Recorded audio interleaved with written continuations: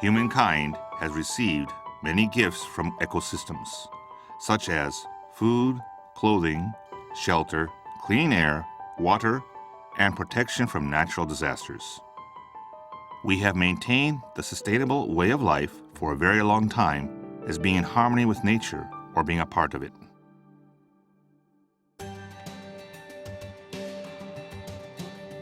However, as a result of neglecting the law of nature, humankind has dramatically accelerated the rate of extinction of species and is denying itself the gift of being part of the ecosystem.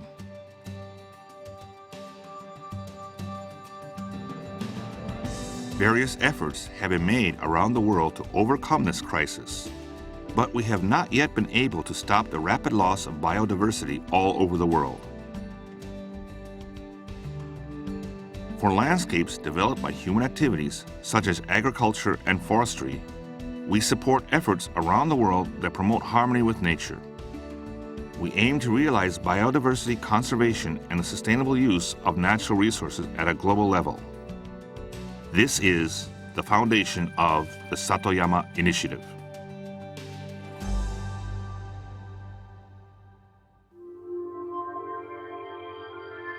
Finland in Northern Europe.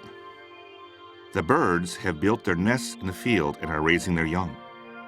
At one point, the use of large amounts of agricultural chemicals and machines made it difficult for birds to nest in the fields. But soon, farmers realized that birds fed on pests, and protecting them meant not having to rely on agricultural chemicals.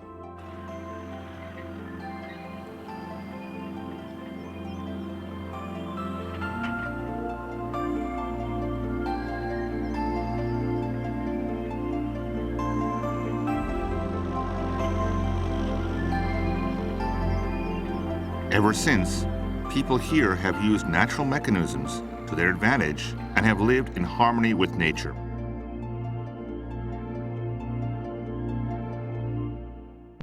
Mexico, one of the world's leading producers of coffee. Some years ago, the use of large quantities of agricultural chemicals and chemical fertilizers on the plantations led to soil degradation and a change in the ecosystem. Later on, farmers, as part of their agroforestry practice, planted a variety of trees and shrubs in their plantations. As a result, birds and insects started to return. The price of organic coffee grown with agroforestry techniques is approximately 30% higher. With the profit, farmers planted more trees and shrubs and regenerated the forests.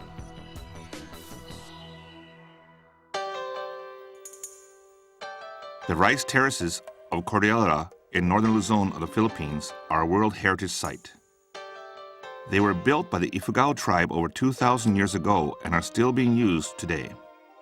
However, in recent years, these rice terraces are starting to collapse because of deforestation upstream that has changed the water flow.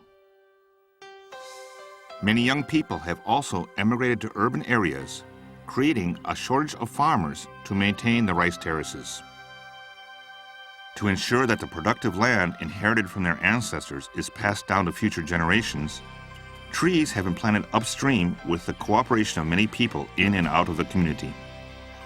So the way I see it, the Satoyama Initiative would be one project or one initiative that could support the realization of that lofty objectives. Of course, there are many ways of trying to conserve and sustainably use biodiversity, but the Satoyama Initiative can be one of those approaches that can assist in meeting the needs or the objectives of the convention. The Satoyama Initiative should be linked to some of the ongoing processes. I mentioned earlier about the Convention on Biological Diversity and its objective. Secondly, I think it should be linked with the 2010 post-biodiversity targets. Thirdly, also, it could be linked to global goals like the Millennium Development Goals.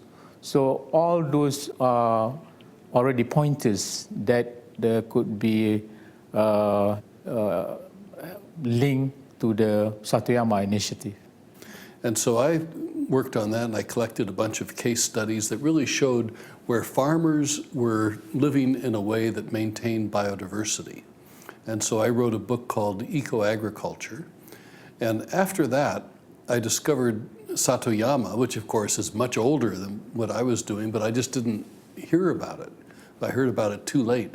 But then when I finally saw it, I said, yes, this is exactly what I've been trying to do. These are the kinds of things that I wanted to show people. This is the kind of relationship between people and biodiversity and the whole productive system of agriculture that we needed to see. The Satoyama Initiative proposes a threefold approach in its efforts to realize our vision: a society in harmony with nature, consolidating wisdom on a stable supply of diverse ecosystem services, integrating traditional ecological knowledge with modern science, and creating a new commons are the components of the approach. We pursue our vision with this approach and aim to contribute to both biodiversity conservation and the sustainable use of natural resources. Now is a time for us to reflect not only the relationship between humans and nature, but also a relationship with other people and society we belong to, so that we can pass on the earth full of life to future generations.